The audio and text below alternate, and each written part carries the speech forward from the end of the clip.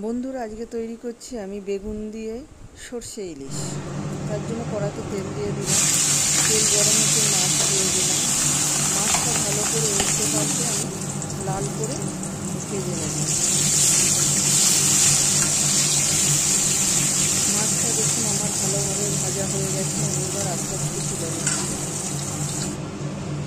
কালো জিরে একটু রগড়ে নিয়ে আমি ফোড়নে দিয়ে দিলাম ওই তেলে। তার উপরে আমি বেগুনগুলো, কাটা বেগুনগুলো দিয়ে ভালো করে ভাজবো। বেগুনগুলো ভাজা ভাজা হয়ে গেছে। এবার চেরানো কাঁচা লঙ্কা দিয়ে দিলাম, পরিমাণ মতো লবণ, হলুদ, লঙ্কা গুঁড়ো দিয়ে ভালো করে আমি বেগুনটাকে ভালো করে ভেজে নেব। এরপরে আমি সর্ষে পোস্ত বাটা দিয়ে ভালো করে মশলাটা কষিয়ে নিয়ে আমি জল ঢেলে দেব।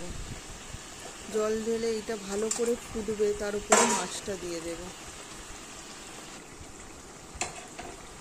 দেখুন এটা খুব সুন্দর ফুটে উঠেছে এবং জলটা আস্তে আস্তে একটু কমে যাচ্ছে।